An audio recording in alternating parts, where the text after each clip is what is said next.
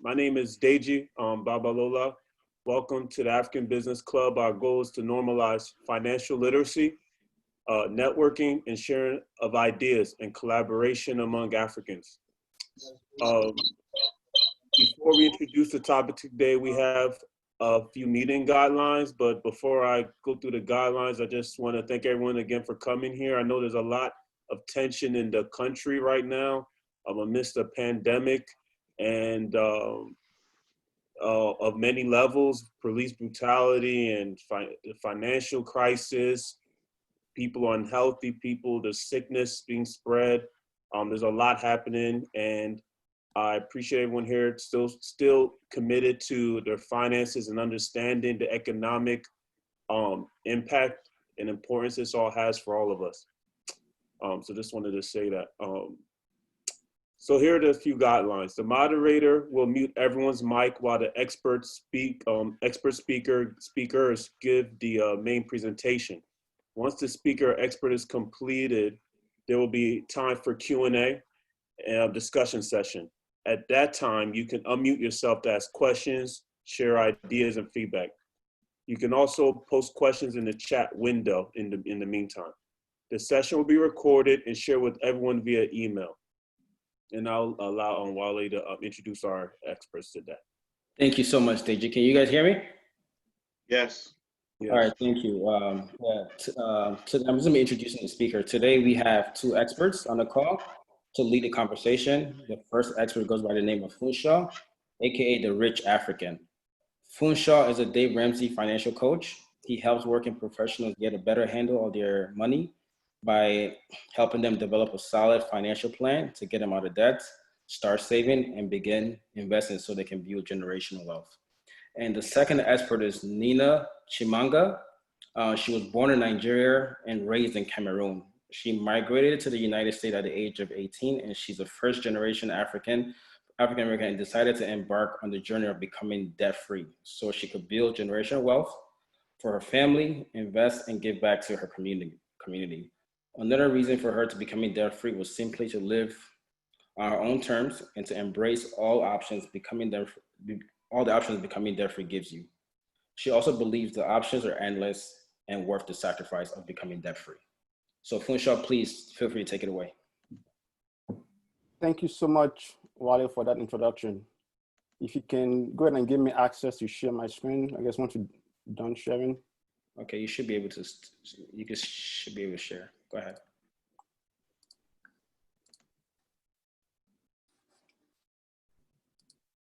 So once again, Wale, thanks for that introduction. So my name is Funso, and I'm a Ramsey financial coach. So what does that mean? So I think the value I bring to my clients is mainly just having a one-on-one conversation with them, right? On coming up with a plan for their money. People want to, get out of debt, save for a house, or buy something, or start investing. So they want to do so much at the same time. So the value I bring is where I meet with them, phone call, Zoom, or one-on-one conversations to come up with a plan to say, okay, how do we achieve your short-term goals and long-term goals? So that's the value I bring to my clients. So you can follow me on Instagram. So how did I become a Ramsey financial coach? Let me take you guys back in 2010, even before that, after school, right? So I got my dream job on pretty much, and I, was working, making money, everything was fine. Then back, forward to 2011, the job was gone, right? There was no income, no money, there was nothing. There was no emergency fund, right? I was pretty much living on my credit card, just trying to make ends meet, pay bills. So I had huge credit card bills at that time. Then back forward to 2012, I was able to get a new job. And at that time, I started making money again. So I was like, man, that was quite an experience. So in 2015, my sister gave me a book by Dave Ramsey. To me, I think that's one of the best gifts I've been given ever. So the book was a wake-up call to say, hey, you could make money today and the next day it's all gone. And like, hey, you have to be smart with your money. So that was my start to financial literacy at that point. And fast forward to today, when I look back then, right, no money, nothing, right? To today where, at least thank God, right, I have about 6-figure net worth, right? High 6 figures.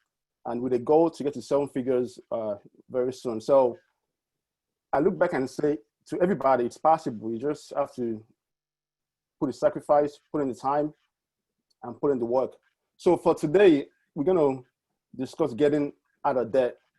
Who else can relate to this picture? There's, you have this huge little debt. It's almost like an uphill battle, right? It's almost like it could run you over at any given time. Just give a thumbs up if you can relate to this picture. You see how there's this huge debt, trying to push up a battle, right? And this text also shows you like the average person that has student loans, right? About 50,000 in student loans. For auto loans, about 30,000, right? And for credit cards, about 16,000. The average person, that's how much they owe on those consumer debts.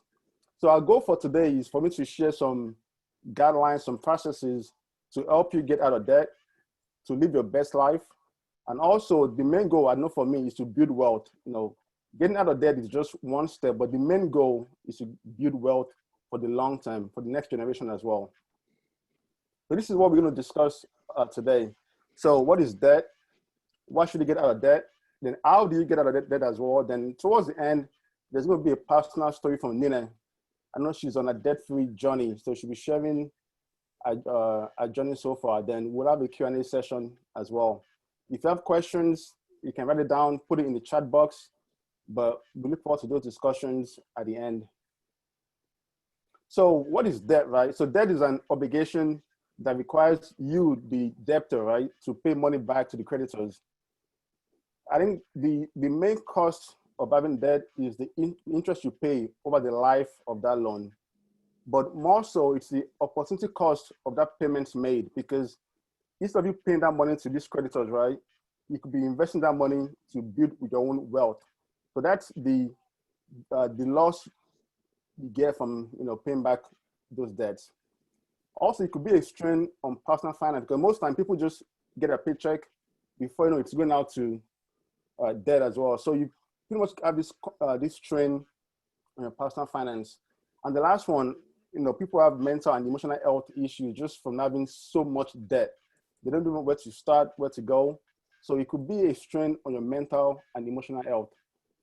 I'll go ahead and go through a different one. Let's look at a different perspective, right? I know it's Sunday. I'm not gonna get all spiritual on you guys, but I know for me, this is one of the verses that drives this point home for me big time.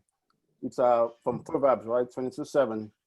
And it says, the rich rule over the poor, and the borrowers are slaves to the lenders. And you could tell that most people, when they in so much debt, you just could feel the weight on their shoulders, how they have to work, crazy hours just to make ends meet. The next one, I found this on Instagram years ago. And when I saw this picture on Instagram, it spoke volumes on just to me, right? It says modern slaves are not in chains, they're in debt. So to me, that was so powerful. I'm not sure about you guys, but you can go ahead and share your emotions. You can share and share your emotions when you see that line, right? Modern slaves are not in chains, they're in debt. I know for me, when I saw that, it did evoke some powerful emotions within me. So I share this just to show you that the philosophy is the driving point on having debt and getting out of debt as soon as possible. So that's why I share that. So why should you get out of debt? In any situation, your why should be your main driver. Your why are you doing something should be your main driver. The very first one, the time value of money. And let's look at a quick example, right? If there's a student loan of $100,000, right? And you have a 6% interest rate. For a 10-year loan, you probably have a monthly payment about $1,110 or so, right? But for the life of that loan, the total interest you would have paid is over $33,000, right? That's how much you would have paid in interest. So even though you borrowed the money for 6%, the actual cost to you was 25%. That's how much you paid in interest over the total payment. So even though you get, hey, I'm getting 6%, but the total payment back to them over the life of that loan was actually 25%. So that's the cost to you when you have debt, the time value of money. Let's take it one step further, right? So there's a monthly payment of $1,110. What happens if you take that payment, instead of giving it for student loans, you invest that money. What does that show?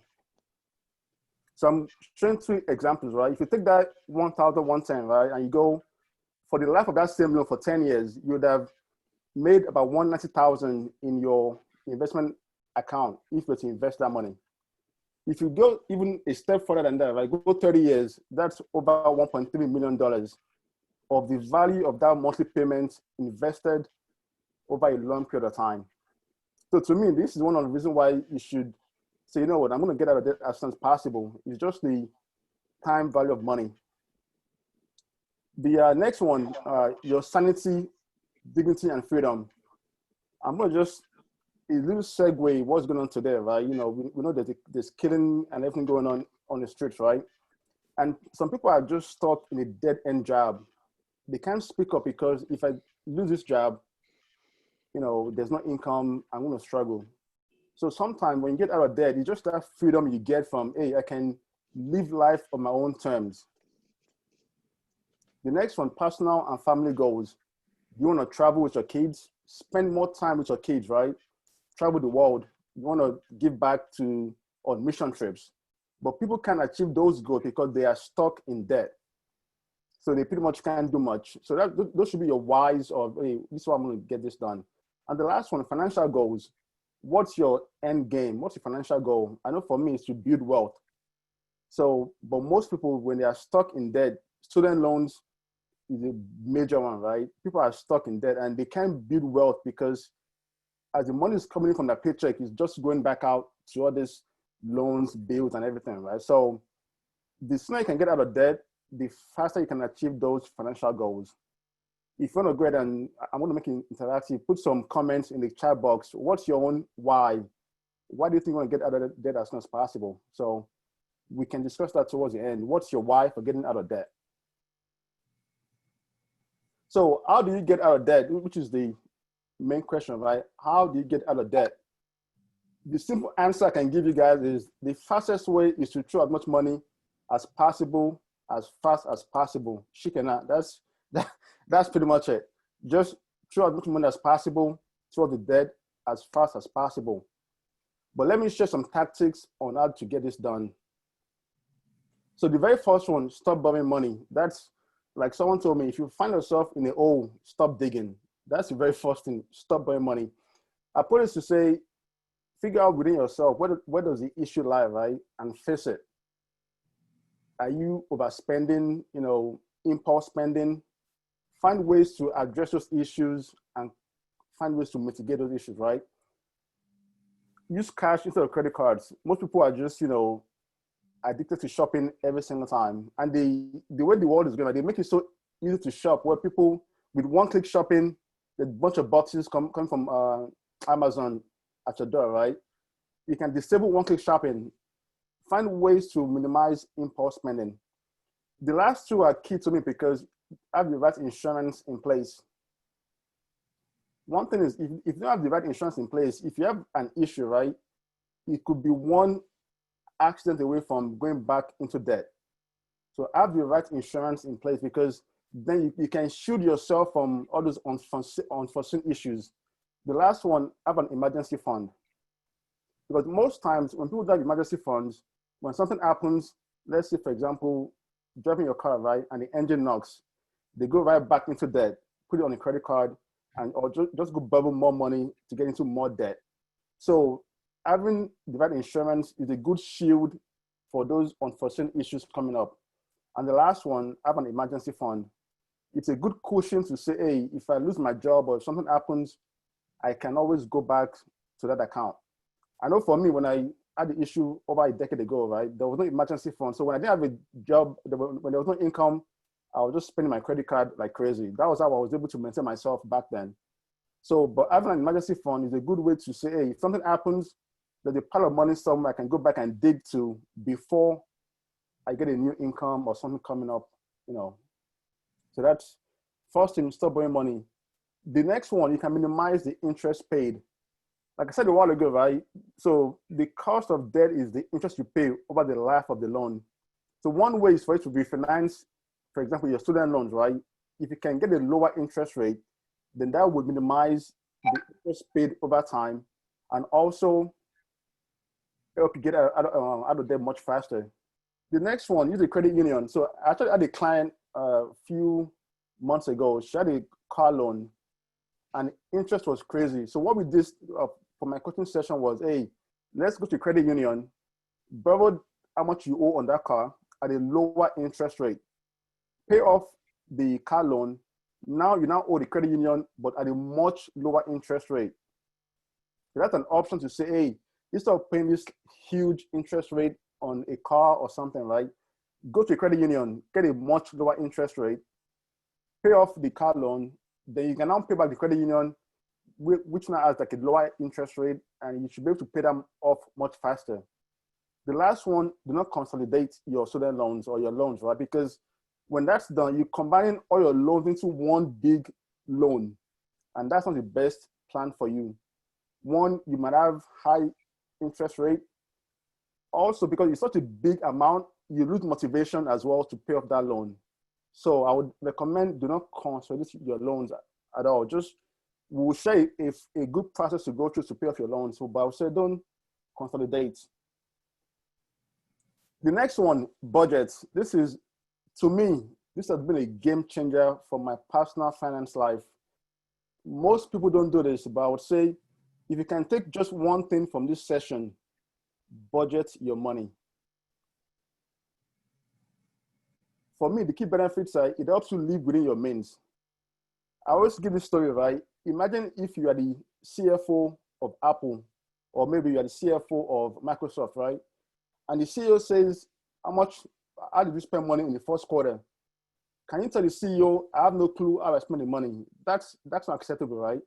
So when you don't budget, that's the exact same thing you do every single day. Because without budget, money just coming in, you have no clue of your cash flow. And also budgeting helps you get out of there. So with budgeting, right, the way I do mine, I'm going to share how I do mine, but if you can budget your money, then you can say, okay, for me to get out of debt, do I need to maybe get a different job to make more money? Or maybe get a second job to make more money? Or do I have to cut back on my expenses for the month so I can get more money to pay off my debt? People would, I know there's always the latte factor, right? You buy a bunch of coffee every day, but you don't see how much you pay for this coffee. And before you know, coffee a day is almost like $500, you know, when you do the calcs for like the entire month, right? So the budget is a good thing that I would always say, please do a budget every single month. So if someone might ask me, how do I budget my money, right? Like I said, you can use different options, there are different apps out there, right? But the way I do mine, and I'll just share that real quick, is before each month starts. So for example, tomorrow is the 1st of June, right?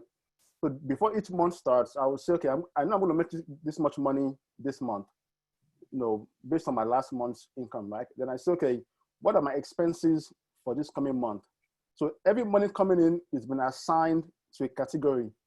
So this is an example on the left side: charity, savings, for your rent or mortgage, for grocery, transportation. So you assign every dollar to something. So before the month starts, there's already a plan in place that says, for my income this month, this is how I'm going to spend my money. So there's a spending plan in place. So when the money comes in your bank account, at that point, all you're doing is just executing that plan. And when something comes up, you can always adjust, you know, but for the most part, there's a plan before the month starts. If you like, you can use old-fashioned paper or a spreadsheet. For me, I use the Everydollar app, or you can, there's also Mint, there's many options, but the overall goal is for you to say, hey, for this month, this is my plan for my money. The thing is, if you don't have a plan, I know most people use like credit cards, right, which is fine, but that's more of a lagging factor. It's already, the money has been spent last month and you're paying those payments today. So to me, that's not a good way to budget your money. The best way for me that I know is to say, before the month starts, have a plan. So when the money comes in, you just work in your plan. So you also minimize impulse spending at that point. So the key process to get off, to pay off your debt, right? There are two main processes, right? One is called the debt snowball, and one is called the debt avalanche. So what's the difference? For the debt avalanche, this is how this works, right? Let's say you have these 5 loans. and this interest rate, right? The debt avalanche is saying rank each debt from the highest interest rate to the lowest one. And this plan tells you to pay off your highest interest first and work your way down to the smallest one. This is not my preferred option, but I just want to share with you guys what's out there, right? So this is one option.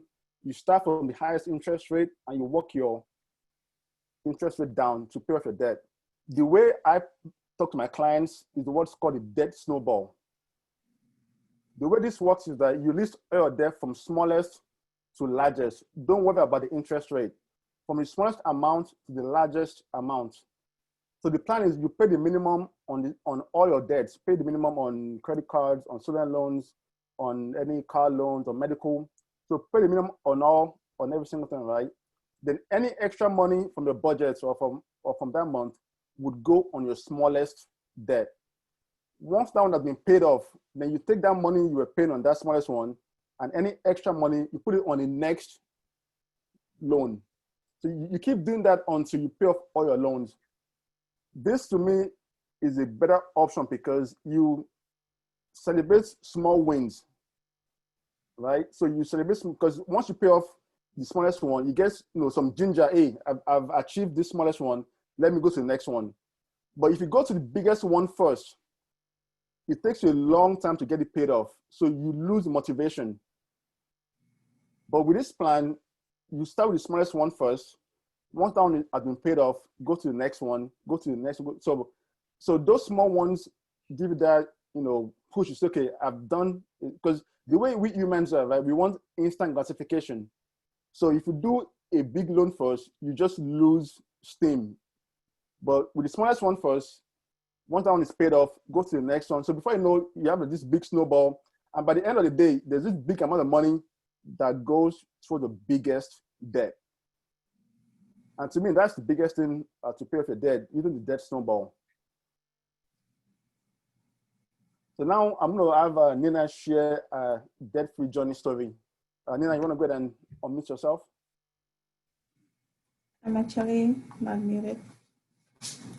Hi, everyone. This is Nina, and so like the introduced me, I'm actually on my debt-free journey right now.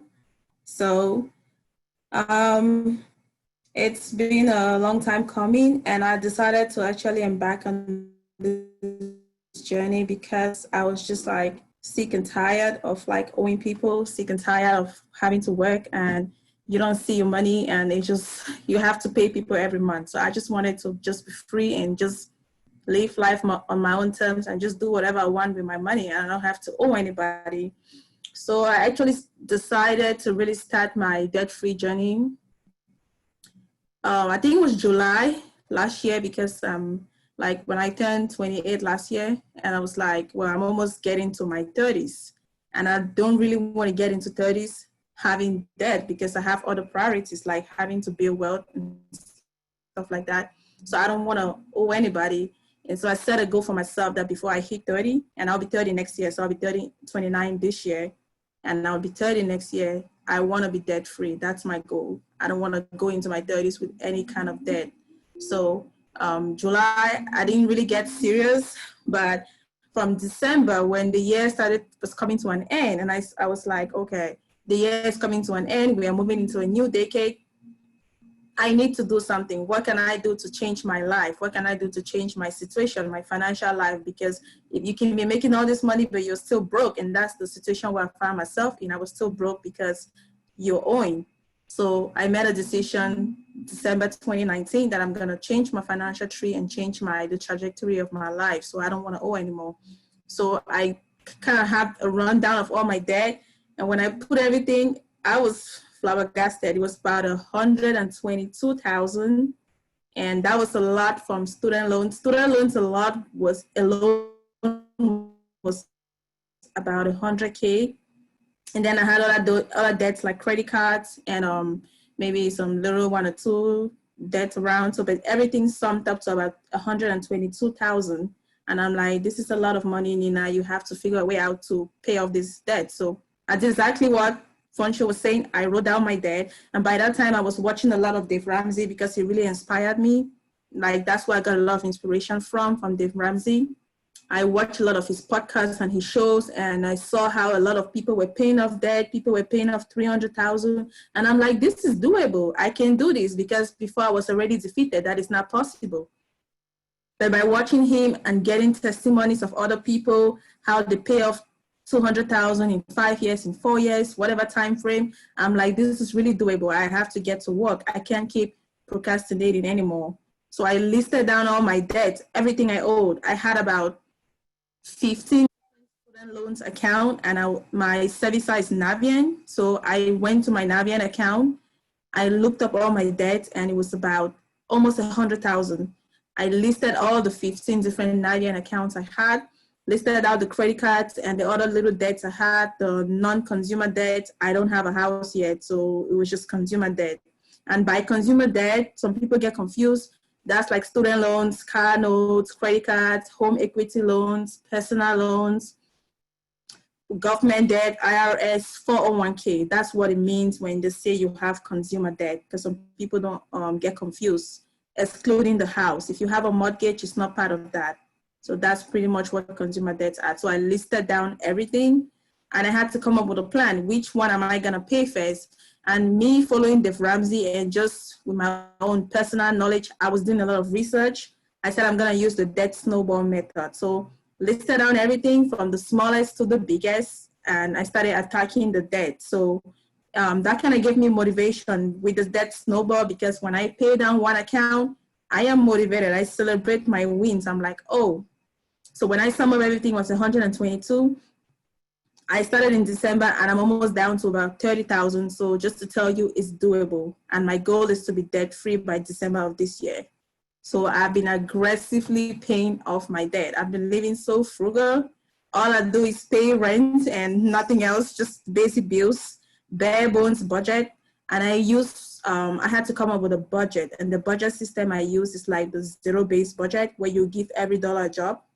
So budget, that was something I never done before. And I'm like, I have to start budgeting aggressively. And because that's what I learned from so many people's testimonies. How did you make it happen? A lot of them said they budgeted, and trust me, it works. When you budget, I never used to budget before. I mean, I used to budget, but not like, I would just, you know what I mean? Like, not anything serious. But this time I gave every dollar a job. I'm like, if this is how much I'm getting, every dollar needs to have a job. I need to know where the money is going in and how it's coming out and stuff like that. So I started budgeting. Now I use the zero base. I reduced my spending.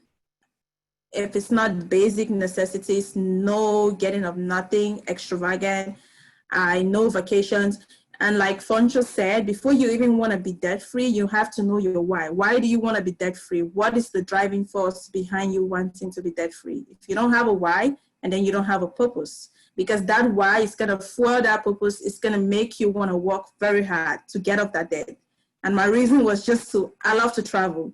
And I'm like, I'm not going to travel anymore. I'm going to sacrifice this 1 year to pay off my debt so I can do whatever I want. I love to give back. Someone who loves helping people. If I have people in need, family. I mean, you know, we come from Africa. I know almost everyone on here is probably African.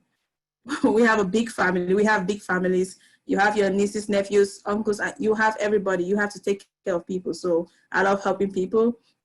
And thirdly, it's just because I want to just live life on my own terms. I just want to do things that I can do freely with my money and just invest for the next generations, because that's one thing some of our parents did not do for us. We had to take out student loans, but if they saved money for our education, of which they did the best they could, if they couldn't, based on their income, they could not just do that. So I want to be able to help my children out in the future. So that was my driving force. I have to be debt free.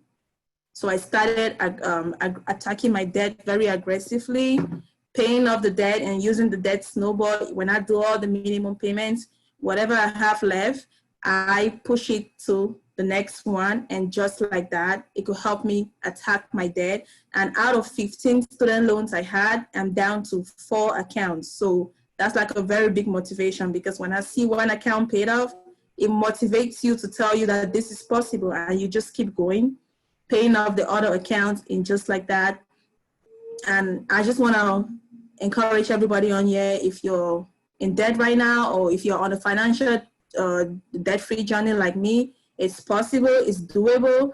I know sometimes you might get burnout because it could be really stressful, especially if you're trying to pick up like maybe 2 jobs to try to make ends meet and pay off your debt faster. I would tell you, do whatever it takes. That's gonna help you reach your goals faster. If it's picking up a side hustle, if it's doing Uber, if it's doing Instacart, DoorDash, or whatever you can do, or use your talents, or selling stuff on eBay, or just talents you have.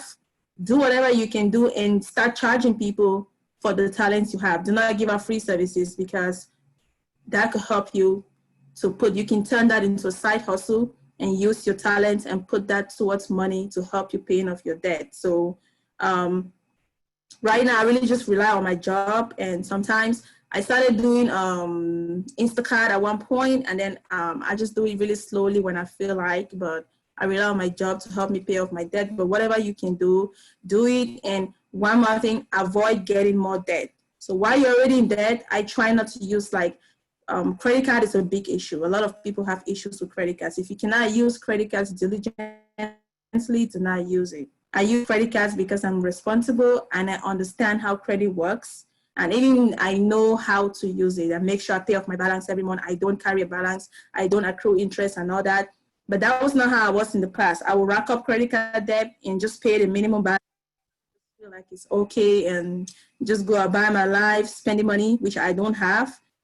Try to impress people who do not care, but not anymore. So I decided to change things around and do things diligently, and just change your habits. That's all I would say. You have to change your habits if you really want to see results. And it's doable. So many people have become debt free, and that's one thing I just want in our African society. We feel like we can't build generational where we see all these millionaires and wonder how they got there, because you have to start from somewhere. If we want to build that generational wealth and climb up the ladder and invest money, take advantage of compound interest, and then you have to try as much as possible to get out of debt, because debt is like the theft of joy. It's the theft of your life. You constantly in debt, you're constantly in one place. You see you're making payments, but you're not progressing. Like you're just stuck in. I have people who say, oh, I had student loans of $23,000 and I've been paying for 5 years and I owe $25,000. How is that possible? Because of the way the system has set up, it's set up also failure. So if you don't have to figure out things on your own, in the end, there's no way you can even succeed. You have to learn how being in the same room with like people who have the same goals as you, that you can motivate one another. And that's the best thing about ABC, the African Business Club, because we're like-minded people. We share the same values. Most of us want to learn about money, which they didn't teach us in school. And this is a very great forum. I'm really excited. I'm really happy I got to know about this. And I'm telling a lot of people to join this forum, because we are all Africans, like-minded people. We want to learn, we want to improve our family trajectory. We want to improve our life and just build generational wealth for our family. And it's a really great group, and I will advise anybody, bring on your family, join people, and just be around the same group of people that's gonna influence. I have until December. I still have about 30K left to go, so I will see by the end of December where I am. I'm striving for December, but if I don't get to pay it off in December, I don't want to do it no later than March next year. So December, I'm just putting pressure on myself. But if I can finish it by March, that's still good, because that's still going to be like 15 months paying off my debt, and it's going to be so worth it. So I don't want to take off too much time, but it's like 5:40. I want to leave some time so we can have like interactions, Q&As. So that's about it. Thank you so much, Lina. So just to wrap up this session, right? So like I said, so paying off debt is just one step, right? But then the bigger picture is, what's your overall goal? To build wealth, to give back. So what would you do? Where would you go? Who would you impact if there was no debt in your life, right? If you didn't owe anybody. I know we discussed a while ago at the beginning with what's going on, George Floyd issue, right? If you had no debt, can you maybe give to the cause? Can you, donate to those causes, right? So it helps a bunch if you can say, hey, trust me, for me, I have no consumer debt, and it makes a big difference. You just have this every weight off your shoulders when there's nobody. You can even tell your boss, hey, I can leave this job today because you feel comfortable, right? So that's all we have, and we'll push to the Q&A session. If you have any questions, let us know. You can ask your questions, or you can put it into the chat box as well. Yes, thank you so much, Funso and Nina. This is going to start our Q&A session. So if anybody on the line wants to ask a question, please feel free to mute yourself. We want to keep this very interactive. So I think somebody wanted to ask a question. So please feel free to ask your question. And I'll also be reading some of the questions on the chat. So whoever wants to go first, please feel free to do so. All right, someone asked me a question. Part of the reason people can fix financial issues is the courage to face your debt. You mentioned listing all your debt before your debt-free journey. How did you get the courage, and what motivated you? How do you maintain a frugal living in the flashy social media world? Like, how did I get, like, they just come a time where you just say enough is enough. If you haven't gotten to that, and then it's gonna even be hard to start. Like I said, you have to know your why. I got to that point where I felt like enough is enough. I can't keep owing. And what motivated me, like I said, is because I said, I don't want to get into 30 owing any debt. I want to get into 30 being debt free. And that was a goal. And I said, I'm 28 right now. Before I get into 30, I don't want to have any debt. So that was really motivating, because I knew I didn't have any time. I knew I have just 2 years until I'm 30. So I have just 2 years to work on everything.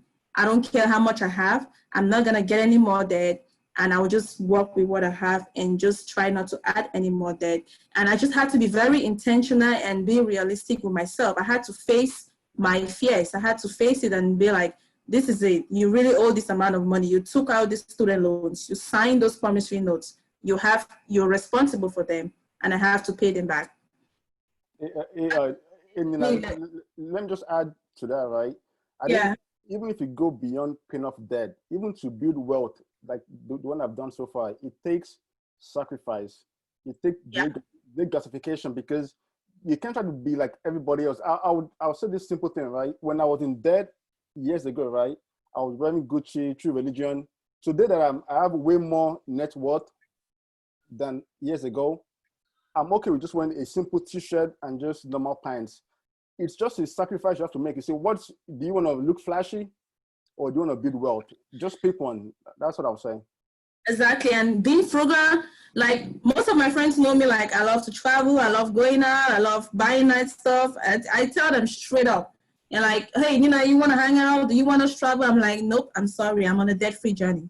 So you have to be very realistic with your friends and the people around you. If you don't tell them how it is, you have to be very realistic and intentional. I'll tell you to your face, oh, I'm sorry, I can't really make it maybe for this party, or I can't afford $300 to go out and buy tickets, because the level of my life where I am right now, I cannot afford that. It's not in my budget. My goal right now is to pay debt, pay off my loans, and that is not a priority. I tell you, and if you're really my friend and you cannot understand with me, then we're not even meant to be friends. And I even try to bring you on board, because I have friends who owe too. If I want to win, I want my friends to win together. And I tell them, hey, I know you owe 60,000, you owe 70,000. It's about time we change our financial life. How about you take that money and start paying off your debt than trying to go out every day and impress people for social media? I don't care. Social media is always going to be there. Those things are always going to be there. When I'm debt free, that's why I want to live life on my own terms. I can do whatever I want at that time. I'm debt free. So that's pretty much how I do on social media. I haven't bought any new clothes probably since like my birthday last year, July. I've not bought any new dress. No new shoes, no new clothes, no new nothing. And if it's not basic essentials, I'm not buying, pretty much. Thank you so much for answering that question, Nina. We had a question earlier from Kwame. This is for Funso. I think Funso, you had on your slides something about right insurance. Somebody asked, what is a right insurance? Well, so that's just saying, make sure you have insurance in all the key areas, right? So for me, there are 7 areas you need insurance. Well, a mix of 7. So there's the health insurance, there's the identity theft insurance, life insurance, disability insurance, auto insurance, homeowners insurance. So just basic stuff you need to get, right? Because, for example, right, if you didn't have any car insurance that was adequate, right, and something happens to your car, you'll be the one to bear bear the loss and the cost impact, right? So having the insurance, just make sure that you have things covered at the right amount. So if something happens, you don't have to go dig into credit card again to pay off those expenses. So that's pretty much what I meant by that. Thank you, Felicia. We have a bunch of questions. I'm going to try to mix them up together. This one was for Nina. What was the name of the app or budget you use? And also, what do you recommend for a budgeting app to Nina? So what Funso put on the group, since I'm a big Dave Ramsey fan, and that's what Dave Ramsey recommends, that's his app. I use the every dollar budget app, the one he put on there. So, I mean, it just turned up, both of us are all Dave Ramsey kind of people. I don't follow him to the ladder. I just pick in and out, but I use his budgeting app. It's good. And I use the free version because I don't have to charge you. Remember, I'm trying to limit my spending right now. I'm not going to be paying $10 or how much a month or $129 for a yearly package. So he has the free version, but it doesn't give you a lot. If you want a lot where you connect your bank accounts and all those different stuff, then you have to get the full version. It's about $129 for a yearly subscription. I don't want that, so I just have the free version like this, and it's free. You can just pretty much use it and track all your spending. And there's also Mint. There's also YNAB. I forgot the full name. You need a budget. You need a budget. That means there's so many different ones out there you can use. People have their preferences, and I tell people you don't even have to spend money. You can use your Excel sheet. If you're good in Excel, you can budget on your Excel sheet or even Google Sheets. You don't, as long as you know your functions and everything, and you've leveled out everything, you can pretty much use your Excel for budgeting. If you don't want to spend money and you just want to have something you can always relate to on your laptop. Excel is another good one, but I use this one by Dave Ramsey pretty much. All right, thank you. Does anybody on the line wants to ask a question? Please feel free to unmute yourself to ask a question. Anybody on the line have a question? Don't be shy, guys. I have a couple on the chart. Yeah, I had asked, what if your loans are already consolidated? Can you have them unconsolidated, or what advice do you have for a person who already has their loans consolidated? I would say if it's already been done, right. I don't think you can undo it. There's really nothing you can do because you already consolidated. I will just tell you, throw whatever amount of money you have to those debts. Like throw everything you have, like sacrifice, and just pay your what is gonna keep you going, your rent and other stuff, and throw the rest to the debt because it's already consolidated. That's a big. Okay. So just to get that motivation. And the problem with consolidation is that the loan becomes so big and you can get really frustrated because you don't see any progress. So prefer something I can work in like iterations, like little chunks of it. But if you have consolidated it, just throw everything to that debt every month. Like when you pay your bills, put the rest on there, and eventually you're gonna see progress. It's like the journey of 1,000 miles start with a single step. You're gonna see progress. And celebrate small wins. Like you set a goal like, oh, hey, maybe this year I plan to pay off 20,000. If you do 20,000, and then you can celebrate yourself, like appreciate your little wins. Yeah, sorry.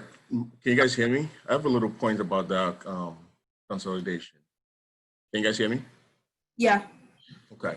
So maybe I'm not understanding what you guys mean by consolidation, but about, I don't know, 7 years ago, I had a couple of credit cards that, you know, I wasn't making any dent on. They all had interest on them. I think it was about 3 of them. But what I ended up doing is I basically consolidated all 3 credit cards into a brand new credit card that did not have any interest for a period of time. And that gave me a breathing room. So basically every payment I was making was going straight to the principal and not, you know, obviously not going to the interest. So in that sense, it helped me out quite a bit. So I think the consolidation, there can be some caveat there or some wiggle room. You know, what are your thoughts on that?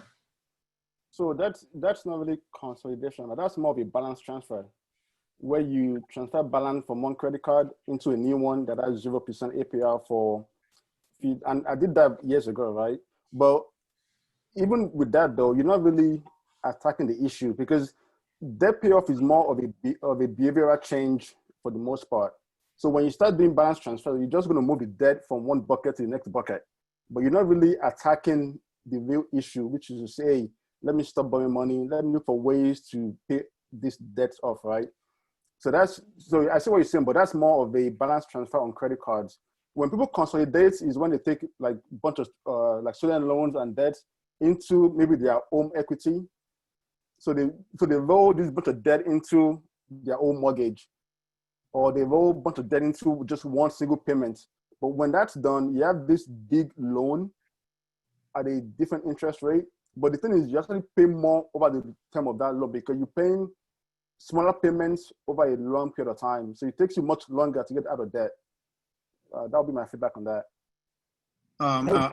Hey guys, so my name is Michael. I just want to add a little thing toward Flexi about the consolidation. So the one thing you should always remember is don't be scared to call your creditors to negotiate. Okay, you might have consolidated your loans and having this so-called fixed rate. If you've been paying for some time, you can pick up a phone any day, talk to them, just for the fact that you've been, very, you've been good with them. You've been very faithful, paying those debts over time. Call them and renegotiate for a lower interest rate. So that way, at least, it will give you a little kind of, wiggle room to actually start paying more into your principal than paying into your interest. So I have a comment. Sorry, I'm a bit new to this, but I appreciate you guys having this conversation. But I guess, and feel free, whoever, to correct me if I'm mistaken, the comments that are being made. When I hear consolidation, it sounds like it's being interpreted as, skipping one debt or robbing Peter to pay Paul. So I don't know if we have our understanding or definitions of consolidation, if we're understanding it differently. In my interpretation, when you consolidate, if you have 5 credit cards, you have 5 different payment due dates, you have 5 different interest rates, potentially 5 different types of interest rates, variable and non-variable. If you find yourself in a place where, let's assume you've made the decision to make that behavioral change towards, money management, which I agree with, I would think the next thing you want to do is consolidate, right? Because if I'm making $100 payment on this card here, I'm making $50 payment on this card here, I'm making 25 over here, you're trying to keep up with 5 different due dates and other bills that you've got. If you consolidate it, you don't necessarily have to have a small payment, right? If you have one interest rate, hopefully it's a fixed interest rate, then okay, I have this amount of bill left. No kidding, this is totally what I have. I'm seeing it in one spot. I have this interest rate, it's not gonna change, and I have this payment, right? Even if you get it down to $100 a month, one of the things with that is we've got to be realistic with each other, right? If we find ourselves in that situation, the reality is either we're not making enough money, right, which we have to be realistic about, or we just don't know how to keep up with the payment. So rather than negotiating or setting ourselves up for like a $500 a month payment, it's okay to set it up for the minimum, but where you then have extra, pay extra.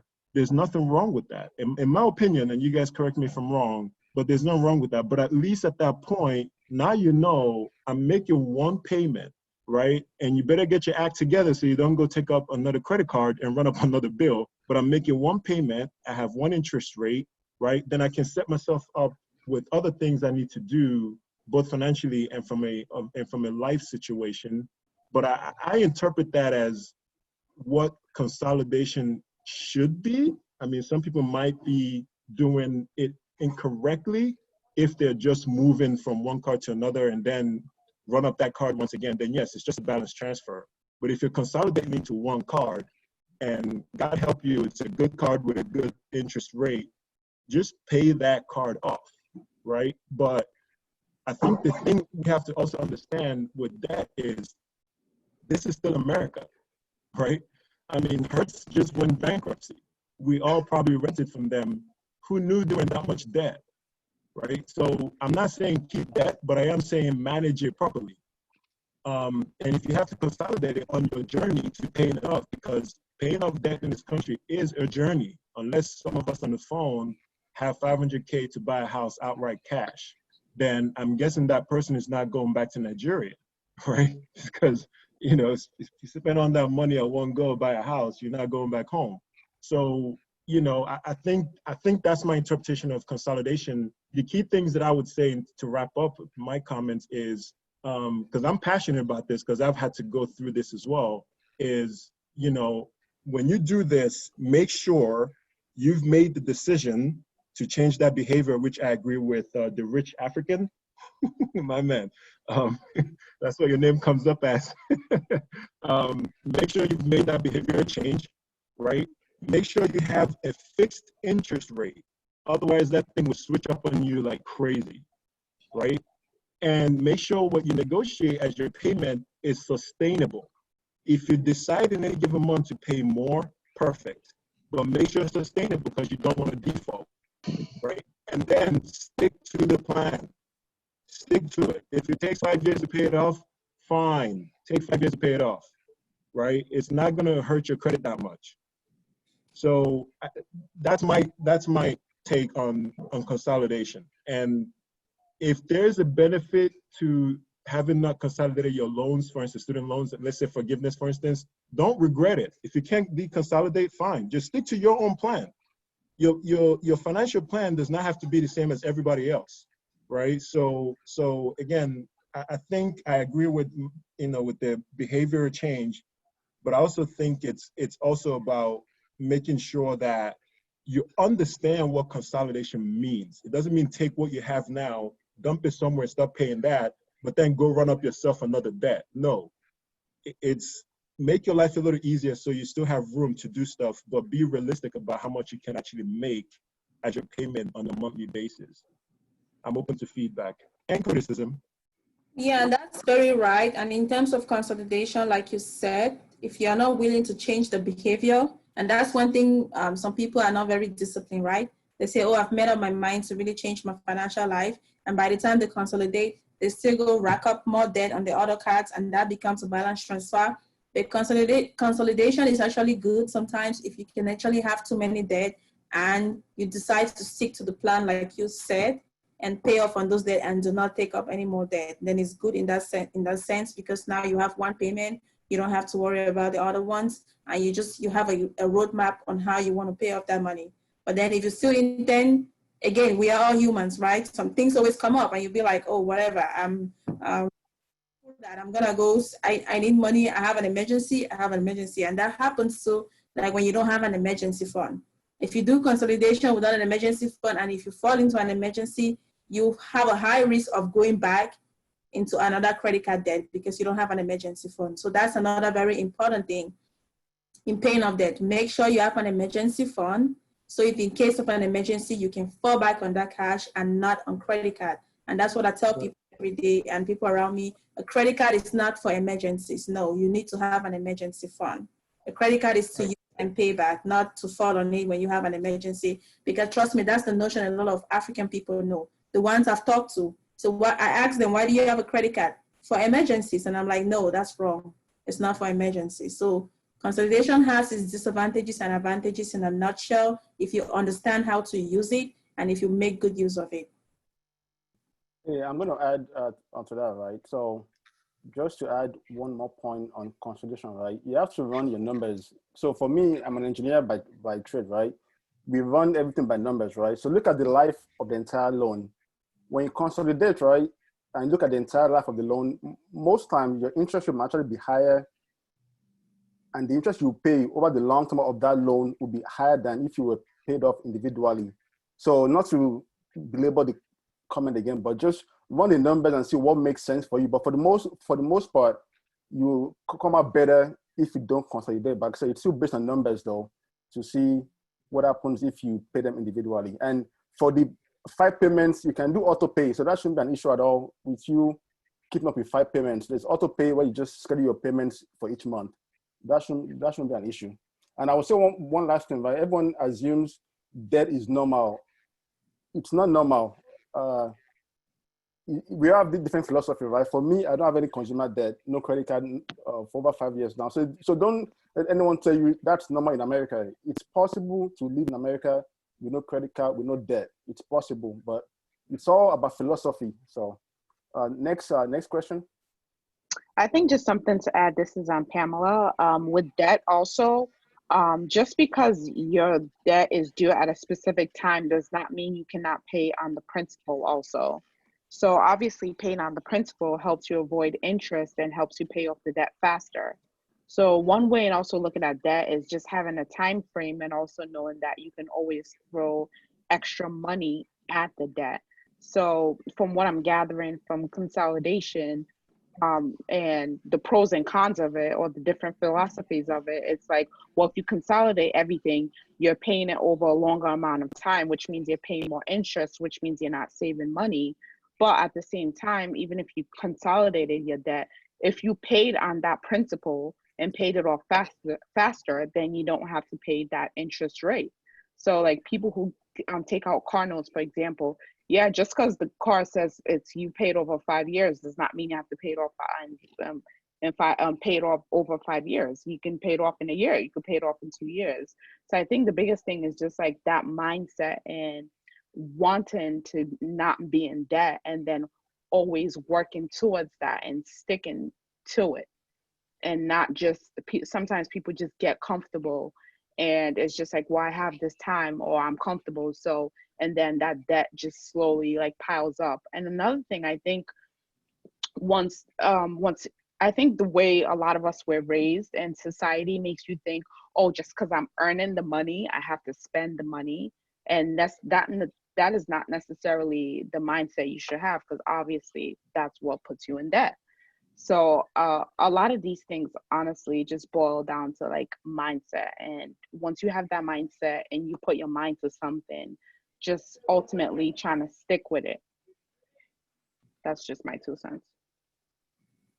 Okay, thank you. Sorry, Shade, quick stuff. Thank you, everyone. Just because we don't want to take too much time.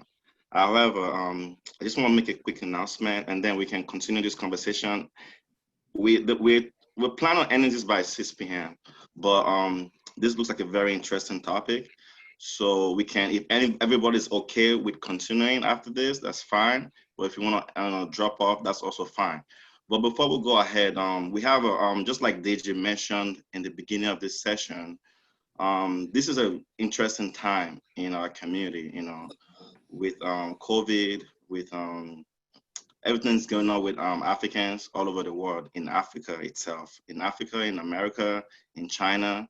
There's a lot going on. And so I want to take this moment to make this session a little bit special. So I have a friend of mine here today. She had a very good post on Instagram. So she will, it's a powerful quote, and I would like for her to just present that before we take any more time. Marizay, go ahead when you're ready.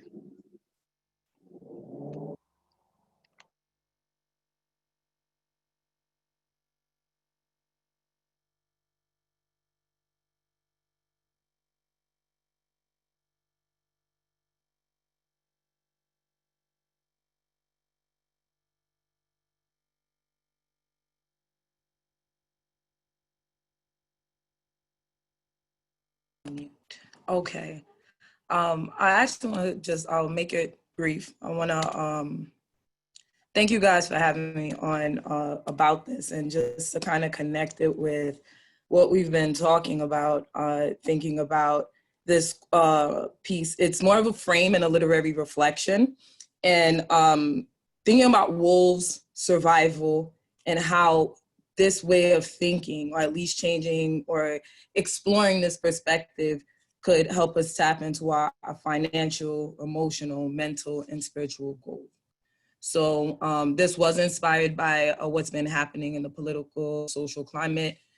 So I hope that it resonates with you. So the quote is, when you can't distinguish the sheep from the wolves, trust neither. The devil and the detail are one and the same. There's sheepskin scattered all around America. Those realize they no longer need to disguise themselves. They're dripping with fresh blood.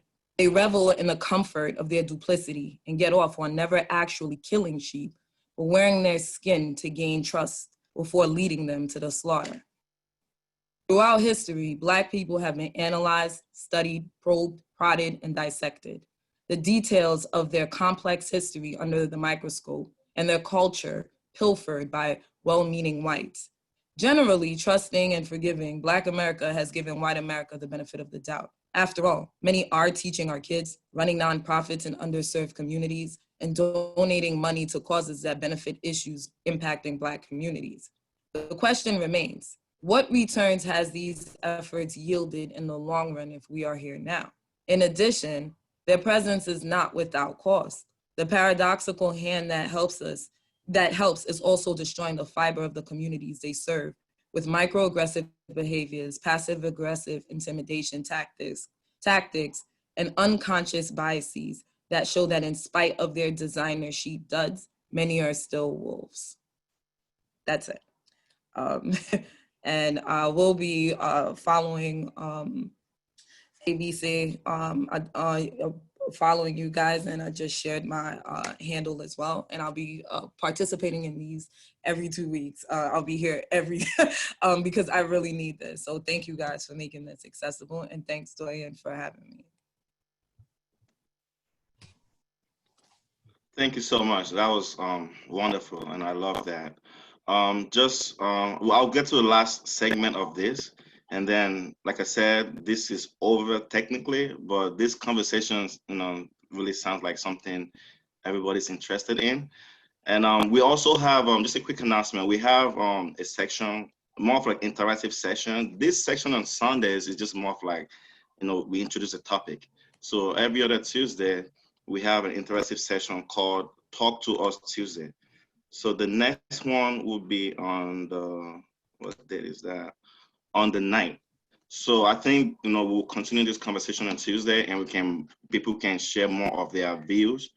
However, like I said, the floor is to be open if anybody wants to continue this conversation today before we get to Tuesday. And we'll leave the floor open for more questions or more discussion after this.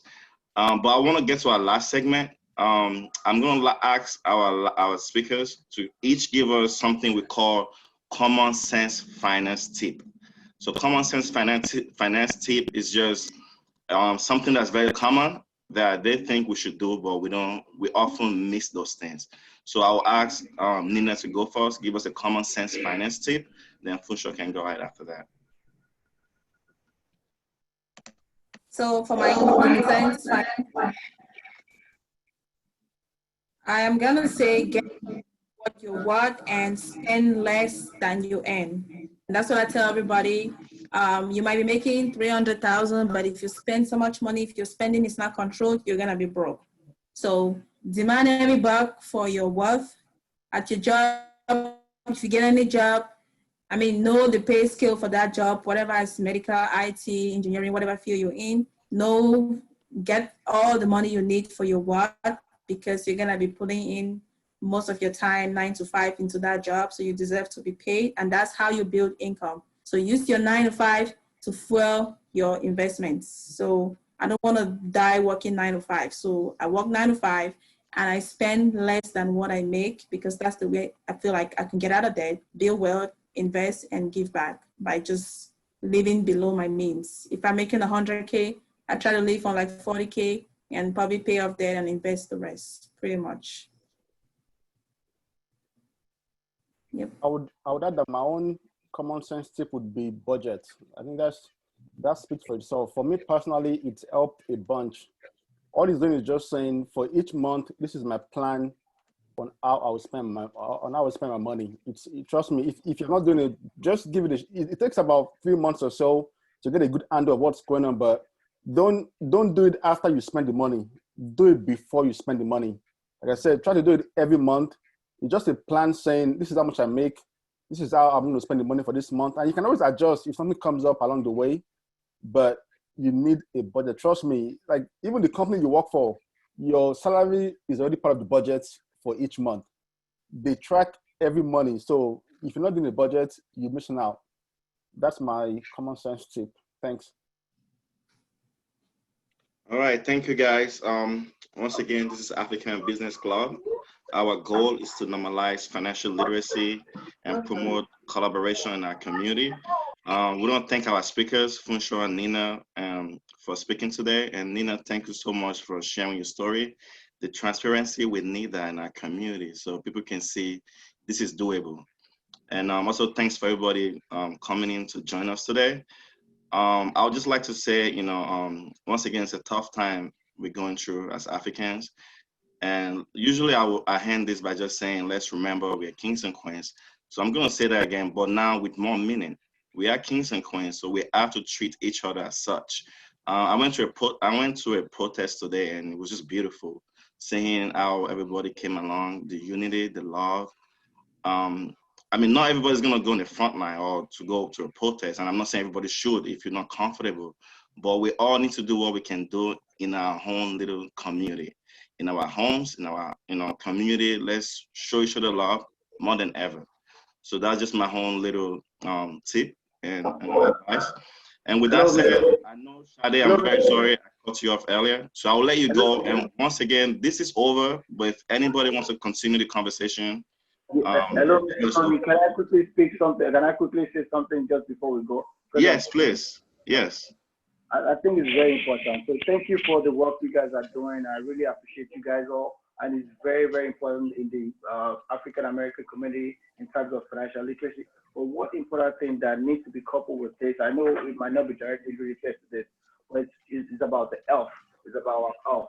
Because if you see the statistics from the COVID-19, it affects a lot of blacks, and it's purely because of their health condition. So, I'm thinking maybe this particular program can maybe tweak it a little bit to kind of include financial literacy about living healthy, in terms of, because our African American is mostly affected with this. So how can we use our work to better our health? So maybe if there's a trick we can, go in there, maybe that might be a little bit of help to us. Thank you. Thank you. That's a great advice. Thank you. We'll come up with something with that. Thank you. Any more questions?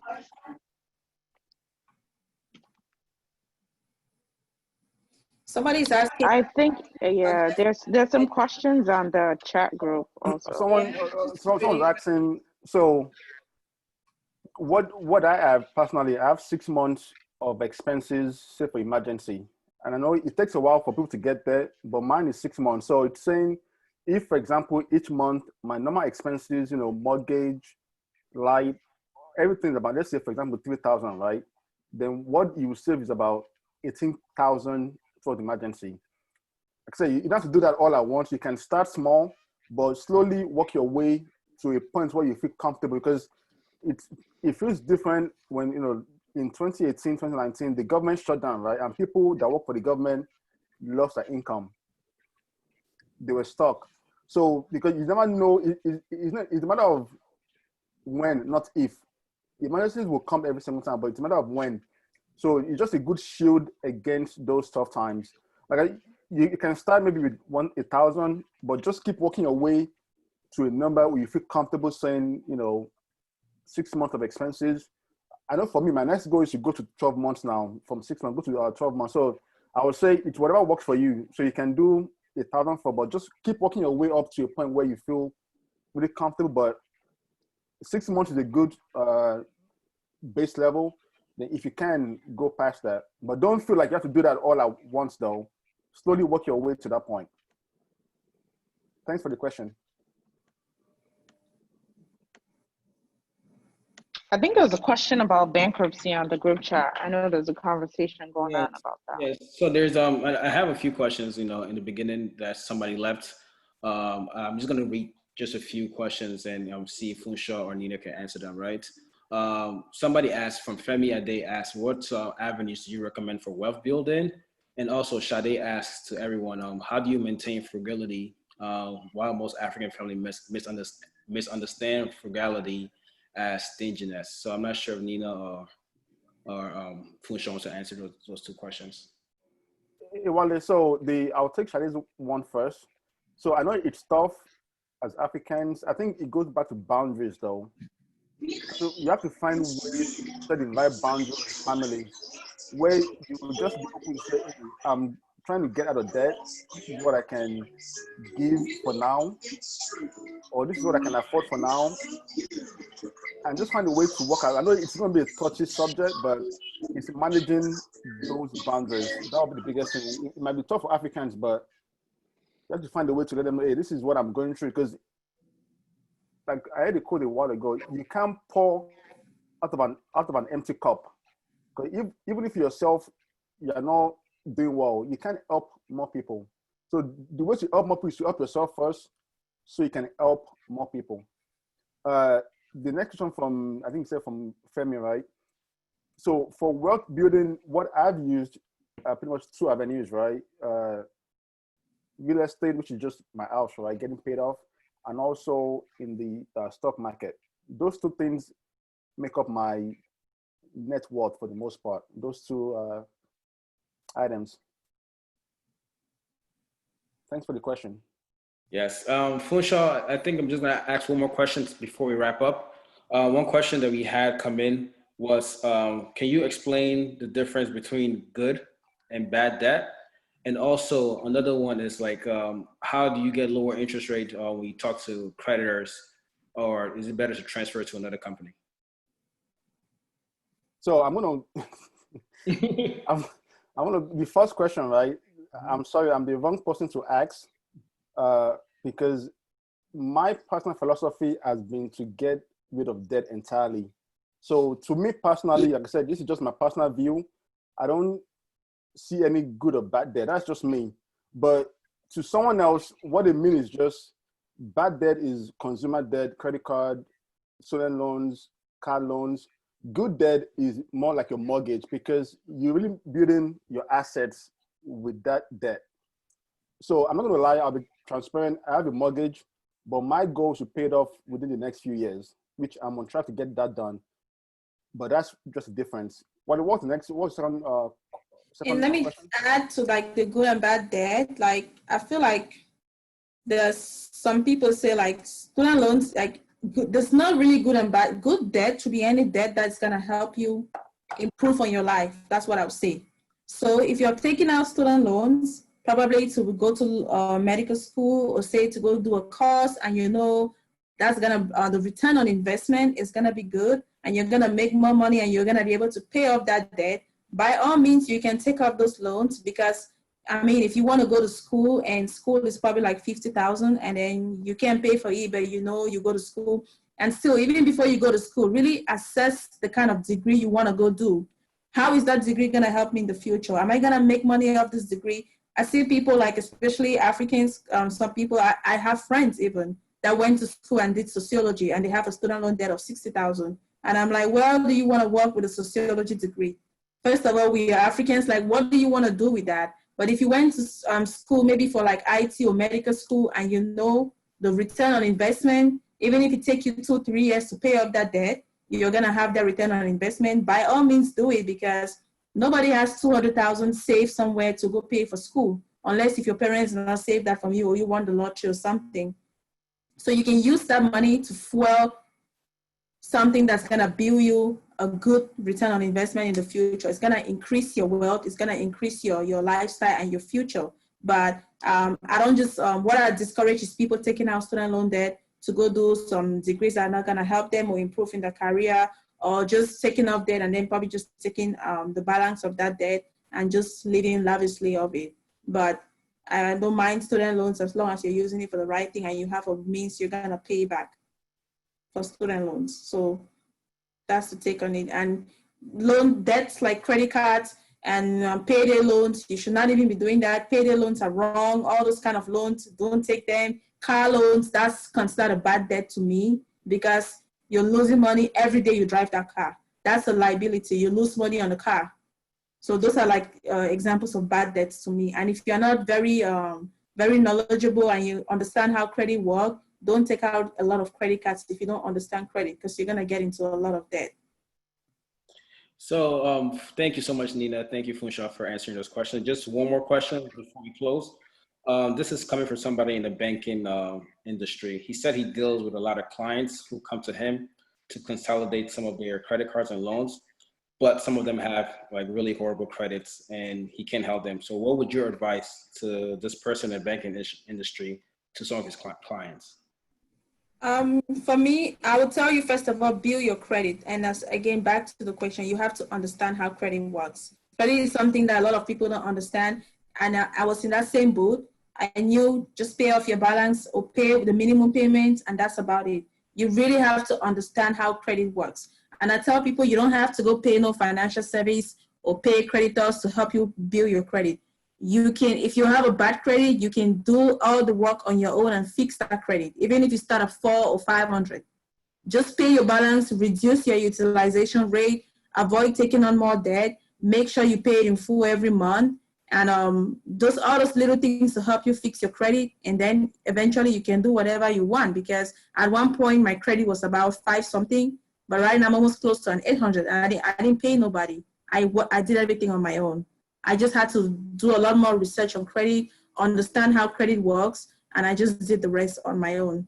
So pretty much the credit part. Yes, Funso, how would you advise this banking employee to advise his clients? So to me, it would be along the same line because they're probably struggling because of bad credit, right? So just looking for ways to, what I would add to that is they shouldn't ignore, most times people just ignore those credit calls or they ignore those credit card bills. Don't ignore those calls, face those calls, call them up and say, hey, this is what I'm working with. This is what I can pay for now. Let me pay the minimum and I'll send an extra as the months go by, right? But if you ignore those things entirely, that's where they see those really low credit scores. Because for credit scores, right, they're looking at your debt history, they're looking at how much you owe, what type of debt. So they look at all these calculations, right, to get your credit score. So, but if you can make the payments on those loans, even if it's just a small payment, just stay current on those bills, right? Then slowly you start getting your credit back to a good spot. Thank you so much, guys. I just want to thank you to everybody that joined the call today. Again, the conversation doesn't have to end here. We have several avenues. We have a Facebook group, we have a WhatsApp group, and also we have a YouTube page where you could kind of watch some of our previous meetings. Again, like Dwayne mentioned, we're going to continue this conversation on June 9th on our session called Talk to Us Tuesdays.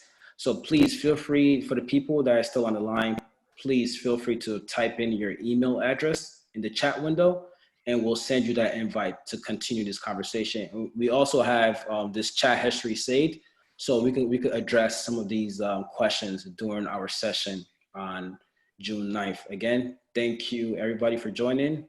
And we really appreciate your time and all your comments and all your questions. I'm not sure if Dwayne or anybody have anything, but yes, I think this is the end of the meeting. Thank you, everybody. Peace and love. Thank you all.